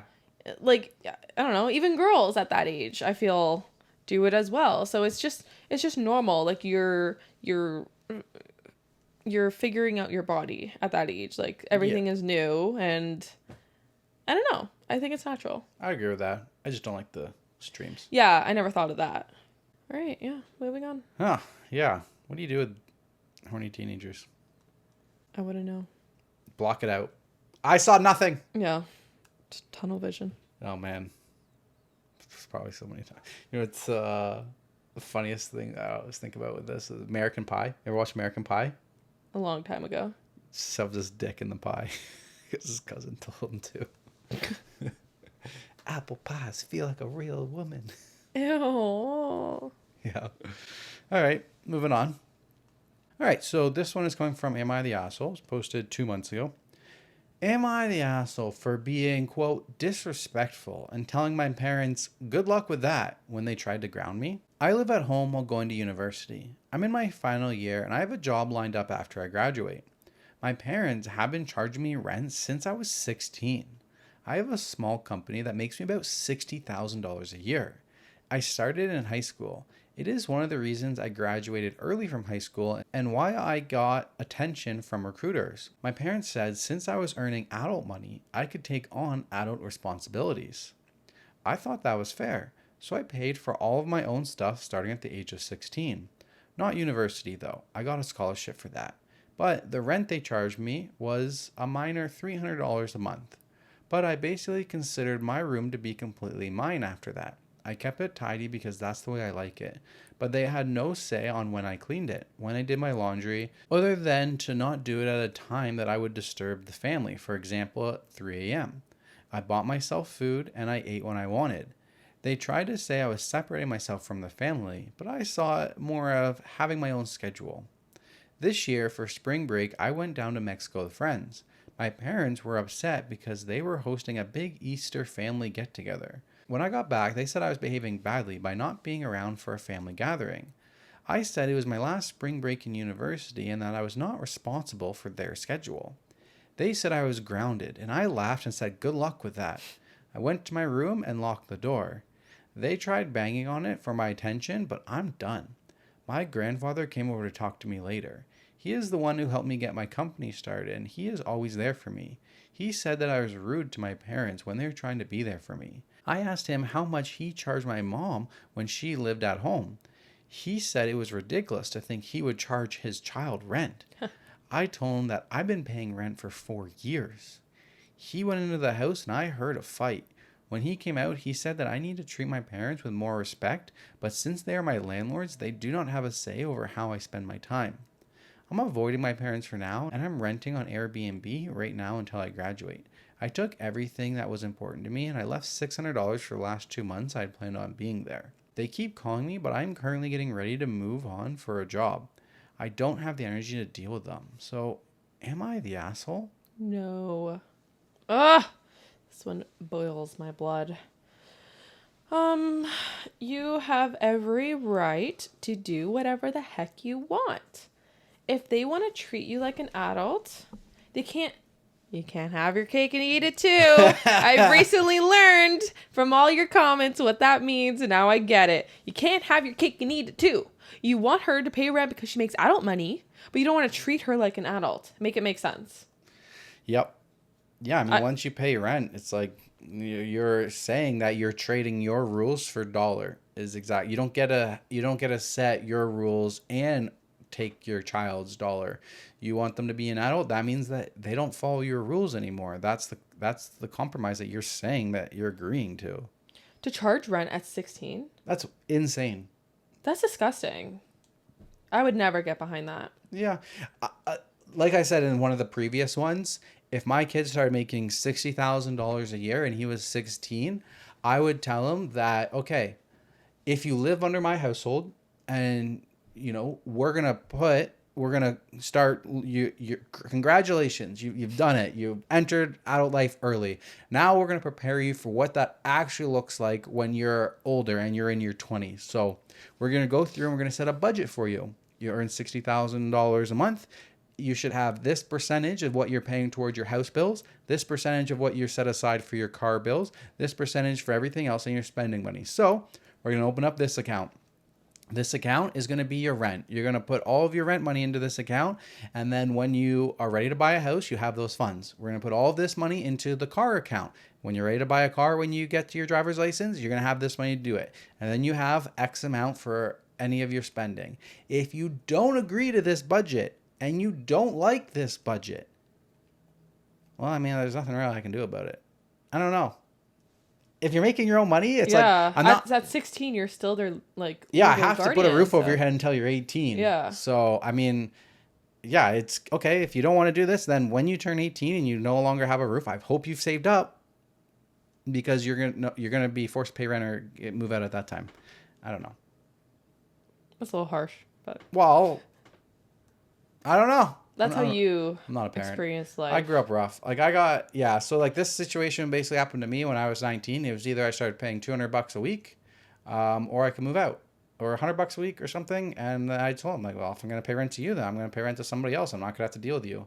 If I'm going to pay rent, I don't want to be here. I'm leaving. Exactly. Yeah. And then I had 2 weeks to get out after that. Damn. It's harsh. Yeah. Okay. Top comment. They tried to ground a grown adult who pays their own bills and works full time. Yeah, you're not the asshole by a long shot, but why don't you just move out? Legit, don't see a reason for you to stay there. And OP just replies and said rent was cheap. Yeah, and that's what I was thinking too. Like, they're charging her $300. I don't know where you live, but $300 is dirt cheap. Yep. You're not going to find a place to yourself for that. Yeah. Anywhere else, so. Yep. Yeah, it's tough. And plus, she's only making $60K. Like, that's, I mean, it's, by yourself, it's not a lot. It's still quite a bit. To like, yeah, I guess. To I can hear it. I can already hear the comments. Hear it from the last time. Yes. Teresa has lack of financial perspective. No, that's not true. Teresa did have a lack of financial perspective.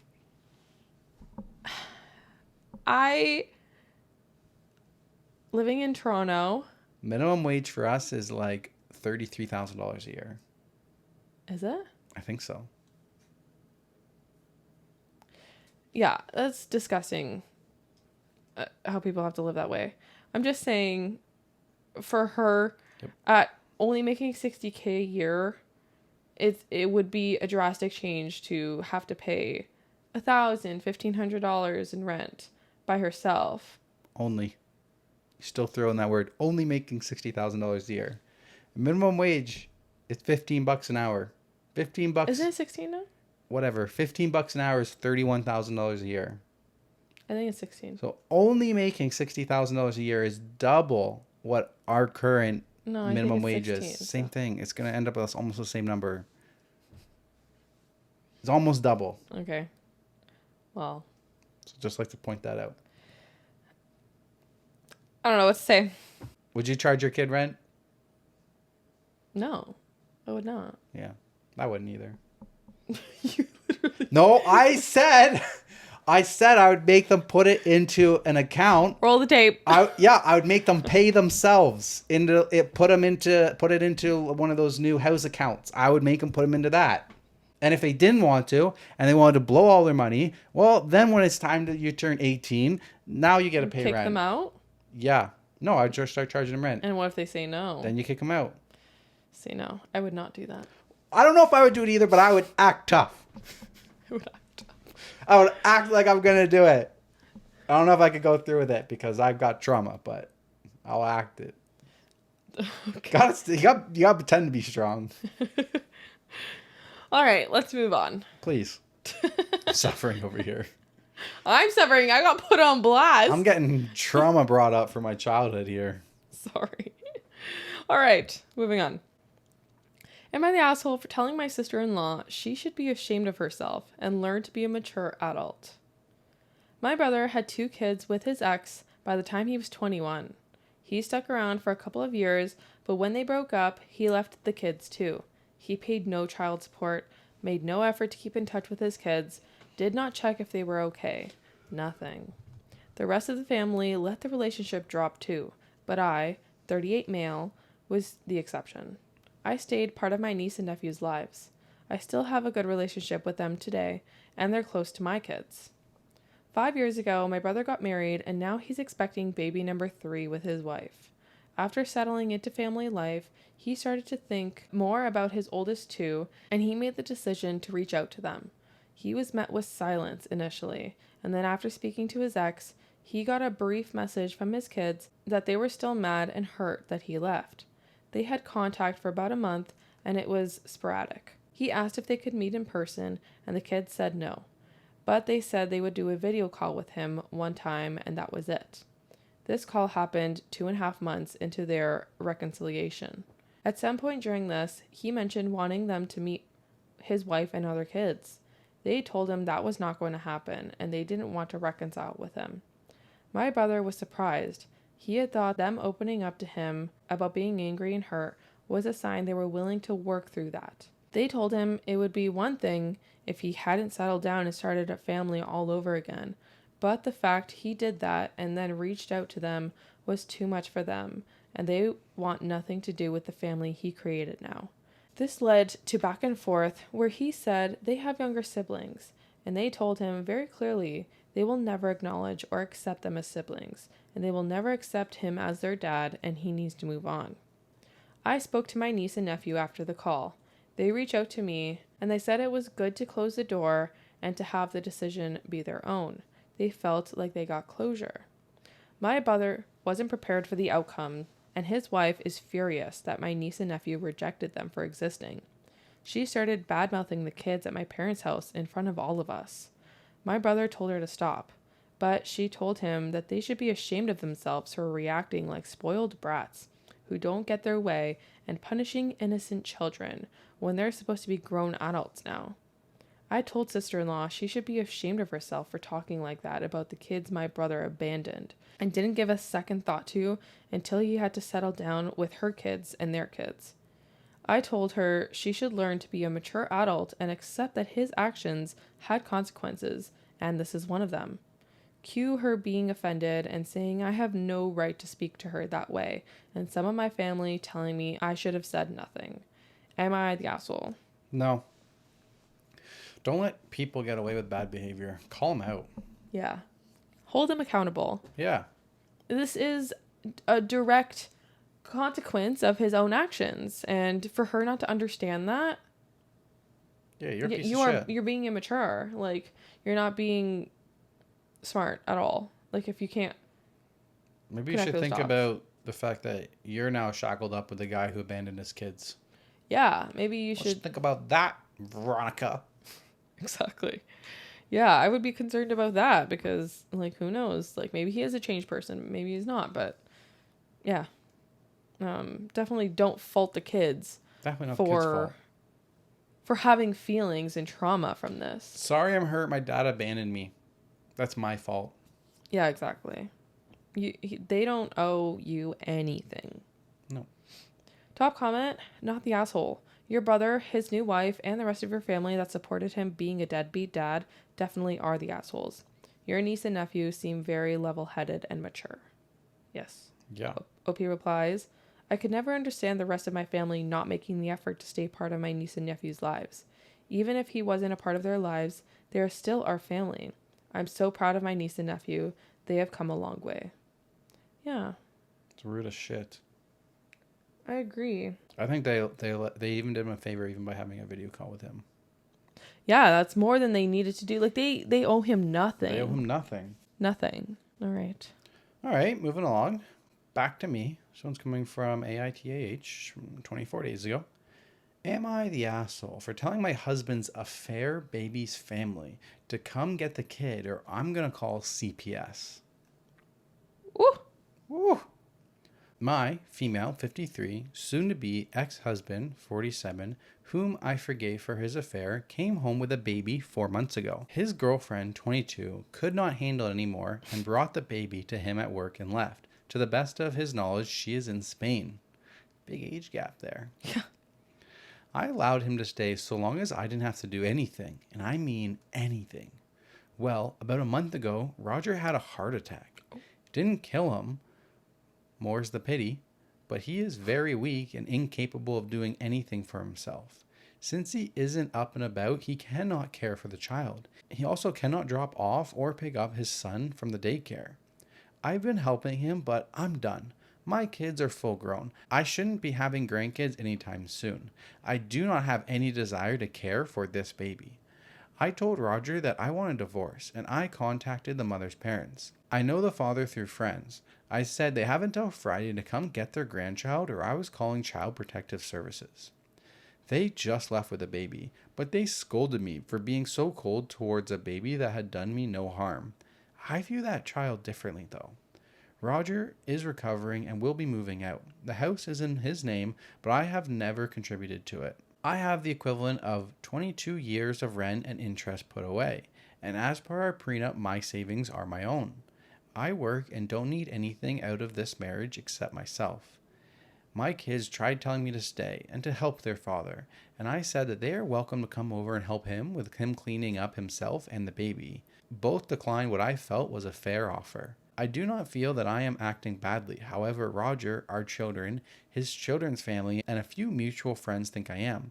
Perhaps writing this out and seeing their responses will give me clarity. So, am I the asshole? No. And all those people who think you are can go help the baby themselves. Exactly. Why am I going to raise my cheating ass husband's baby? Exactly. No, She's doing more than enough, more than she should, by even letting him stay in the house. Literally. Like, I would be like, bye. Have fun. Bye. No thanks. Bye. Top comment. Not the asshole.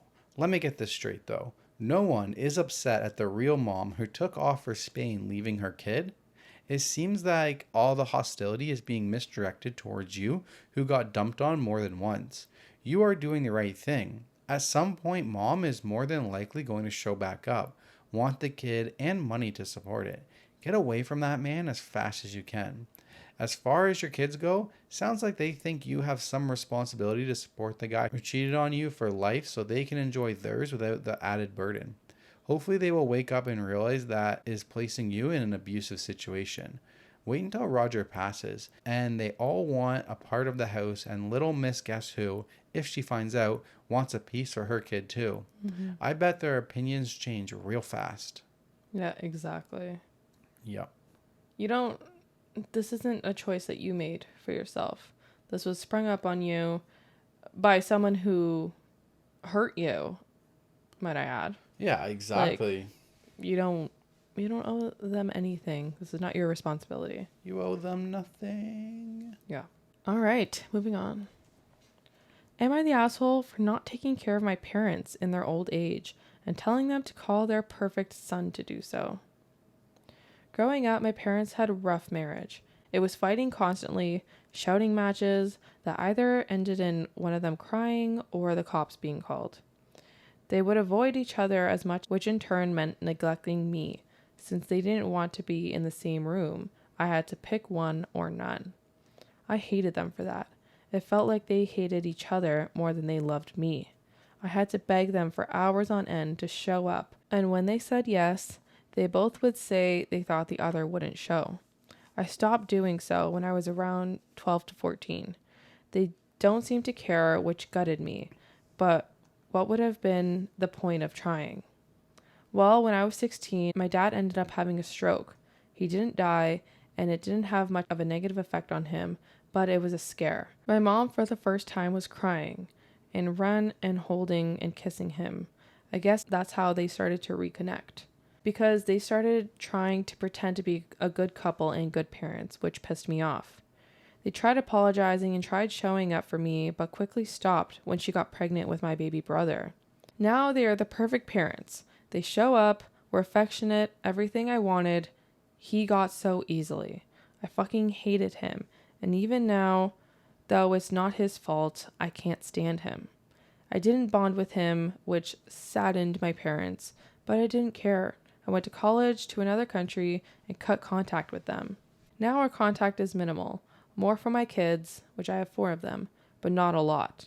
They don't commute here, and I'm not going to lose hours making money for them. So it's strained, which my mom makes comment all the time about wanting to see her grandkids. But she can just come here when she wants. Whenever I tell her this, she says they can't afford it and expect me to pay, which I would never. Now on to the problem. Last January, I bought a really big family home, 6-bed, 4-bath. My kids and wife love it. It's beside a really nice school and is a gorgeous house. It has an in-law suite, which most of these houses have. My parents and brother didn't find out until last week. I kept my life offline and the house looks similar to our old one, so looking at my wife's socials, you'd think it's the same one. When they did find out, they were shocked and pretended to be happy for me for a bit, before they started complaining about all their health issues they were facing. I told them if they think I'll move them in, they're stupid. That sent them off, and they called me heartless and cold for still holding all those past mistakes onto them. My mom asked if I was fine knowing she could die and my kids wouldn't be able to say bye to her. I told her that's her own problem.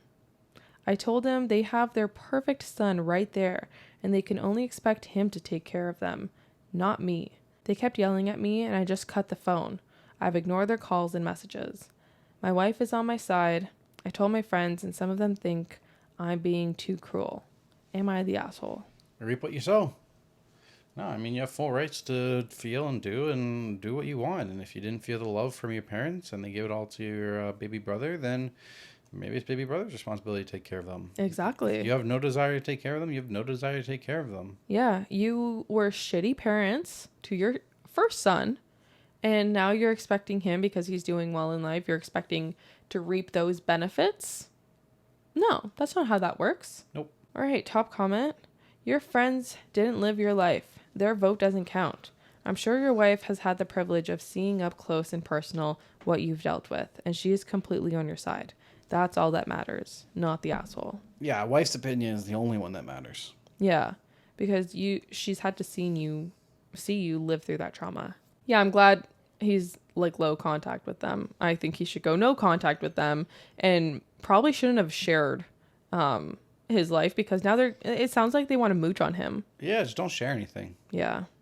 This is sad, but Very sad. not much else to say. Nope.